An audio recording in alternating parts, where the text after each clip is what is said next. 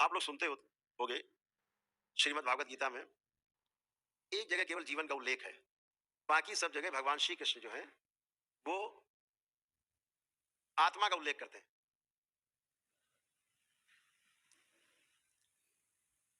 आत्मा का उल्लेख पूरी श्रीमद् भागवत गीता में अगर आप देखेंगे तो भगवान श्री कृष्ण कह रहे हैं मैं आत्मा हूं, मैं शरीर नहीं, है ना। तो आप लोग कभी कभी कंफ्यूज हो जाते होंगे कि आत्मा और जीवन में फर्क क्या है। आत्मा जो है ऐसे समझो जैसे इंजन, नंबर 1 का इंजन, फर्स्ट क्लास, पेटी पैक, ब्रांड न्यू इंजन। अब उसमें आप पेट्रोल डाल दो, डीजल जोन सा इंजन हो, स्टार्ट कर दो, है ना। अब बताओ ये इंजन कहीं जाएगा? कहीं नहीं जाएगा, तो खड़ा रहेगा, हुर्र चलता रहेगा, जाए कहीं नहीं। क्यों? कब जाएगा ये? जब इसको मोटर पे रख दिया जाए, 4 पहिया लगे हो, तब ढूंढेगा ये इंजन, चला के ले जाएगा दिल्ली मुंबई, सब घुमा लाएगा पूरी दुनिया। तो जो अकेला इंजन है उसे आत्मा कहा गया। दृष्टा के रूप में एक जगह बैठा है, साक्षी भाव में, टुकुर टुकुर देख रहा है, कर कुछ नहीं पा रहे, देख रहे हैं किसने क्या किया, उसने क्या किया। आत्मा दृष्टा के रूप। तो उसमें जब 4 पहिए लग जाते हैं गाड़ी के, बुद्धि, चित्त, वृत्ति और मन, तो बढ़िया गाड़ी फर्राटेदार दौड़ने लायक बन जाती। तो 5 चीजें मिलकर जब बनता है उसे जीवन कहते हैं, उसमें आत्मा सम्मिलित है ना। अब किसमें जीवन है और किसमें आत्मा है, कैसे पहचानोगे? इस बात को कैसे पहचानोगे? तो ये श्रीमद् भागवत गीता में हमने तो पढ़ी नहीं भाई, आज तक हम तो जानते ही नहीं, हमने तो कोई ग्रंथ ही नहीं पढ़ा, ना रामायण पढ़ी, ना गीता पढ़ी, ना वेद पुराण पढ़े, ना शास्त्र पढ़े। हम तो ऐसे ही हैं आपके जैसे। लेकिन हमें नहीं लगता कि कहीं इसका उल्लेख है श्रीमद् भागवत गीता में कि किसमें जीवन है और किसमें आत्मा है। अगर गीता के पढ़े हुए लोग यहाँ बैठे होंगे विद्वान, ऐसा कुछ हो तो बता सकते हैं, हमको कुछ ज्ञान दे सकते हैं। तो ऐसा कुछ भी नहीं मुझे अभी तक किसी ने बताया श्रीमद् भागवत गीता में ये लिखा हो कि ये कैसे पहचाने कि इसमें जीवन है और इसमें आत्मा है, अकेली आत्मा है, जीवन पूरा नहीं है। बाबा से पूछा, बाबा कैसे पहचाने? बाबा ने कहा इस धरती पे कुछ लोगों में तो जीवन है, बाकी सब में आत्मा है। तो ये कैसे पहचाने भाई ये आत्मा है? तो उन्होंने कहा एक वाक्य का, सिर्फ एक वाक्य, कि जीवन ही जीवन की बात को सुन के रिएक्शन देता है। जैसे अभी हम आपसे कहा कि बेटा यहाँ आओ, आप आ जाओगे, हम कहें बेटा आप जाओ, बैठ जाओ, तो आप बैठ जाओगे, मतलब आप में जीवन है। अब आप मेढक से कहो भैया आओ, है चीटा चीटी को बुलाओ, आओ आओ, आप गाय को बुलाओ आ जाएगी, अब बुलाओ गाय को, आओ, तुरंत आ जाएगी, रोटी खा ली, चलो चली जाएगी। कुत्ता बुलाओ आ जाएगा, चला जाएगा, मतलब जीवन है। तो जिसमें जीवन है वो आपकी बात को सुन के अनुसरण करेगा। जिनमें जीवन नहीं है वो पलट के आपको रिएक्शन नहीं देगा।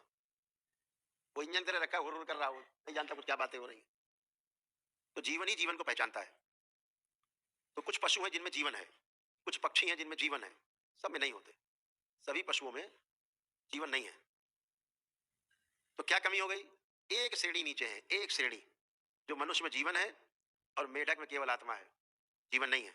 उस आत्मा के होने के कारण जो 4 चीजें हैं, आहार, निद्रा, भय और प्रजनन, ये 4 चीजें हैं उस आत्मा के होने के कारण। तो चींटी भी जानती है अपना सृष्टि में कि कैसे अपना फैलाव करना है, एक चींटी से 1000 चींटी, लाखों चींटी कैसे बनना है, उसे ही पता है। मेढक को ही पता है, मछली को ही पता है, लेकिन आप मछली को बुलाओ तो नहीं आएगी। कुछ मछलियां हैं जिनमें जीवन है, वो पहचानती है, रिएक्शन देती हैं, आती हैं आपको बुलाने पर, बोलने चली जाती है, कुछ में जीवन। तो मनुष्य में भी जीवन है और कुत्ते में भी जीवन है। अब फर्क क्या है दोनों में? फिर कैसे श्रेष्ठ मान लिया गया मनुष्य? तो कुत्ते में जीवन तो है, हाथी में जीवन है, गाय में है, घोड़े में, सभी में जीवन है, लेकिन इनके अंदर कर्म स्वतंत्रता नहीं है।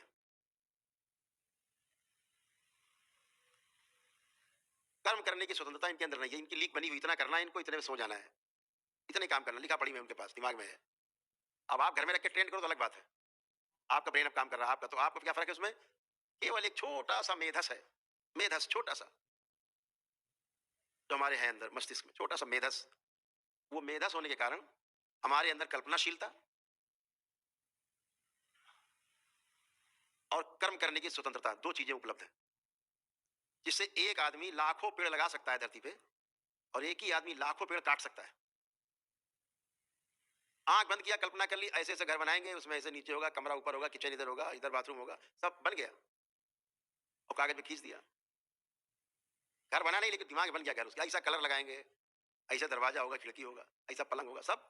ये कल्पनाशीलता मनुष्य के पास है और कर्म करने की स्वतंत्रता है। ये केवल मेधस होने के कारण है, ये किसी जीव में नहीं है, केवल मनुष्य में है। इसीलिए मनुष्य सर्वश्रेष्ठ माना गया है। तो एक ही श्रेणी पीछे ध्यान रखना, इसलिए इनका आदर सम्मान जरूर करो, इन पशुओं का। इनकी हत्या नहीं करनी चाहिए। जो ये यज्ञ हिंसा करते हैं लोग, बकरे की बलि दे रहे हैं, वो जानता तुम हमें कहां ले जा रहे हो, भाई समझ तो रहा है वो, लेकिन कल्पनाशीलता नहीं कर पा रहा कि कैसे क्या करें, बच्चे कैसे, दिमाग कैसे लगाएं। इधर चारा खिला रहे हैं, पीछे से गड़ासा मार दिया तब से गर्दन अलग।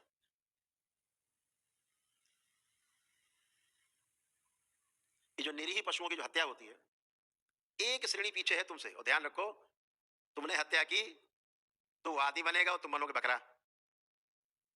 तुम्हारे हो गए कर्म भोग बकरा बनने के, तुमने हत्या की। और कम से कम वो मरने के बाद बकरा दैत्यों के तो काम आया, दैत्यों ने खाया उसको, उसके प्राण लिए। दैत्य प्राण पीते। माँ को किसी बलि से लेना देना नहीं है। कोई ये कहता हो, बकवास करता हो कोई मूर्ख आदमी कि माँ खाए, तो गणासा जो मारेगा ना, लगेगा बकरे की, लेकिन कटे गर्दन उसी की। इन निरीह पशुओं की हमें सुरक्षा करनी है। एक है श्रेणी पीछे है, अगला जन्म केवल मेधस मिलना है उसको, मेधस, और आपकी तरह होगा। तो कर्म भोग का सिद्धांत लागू होता है, उसको काटने के लिए भी व्यवस्था है।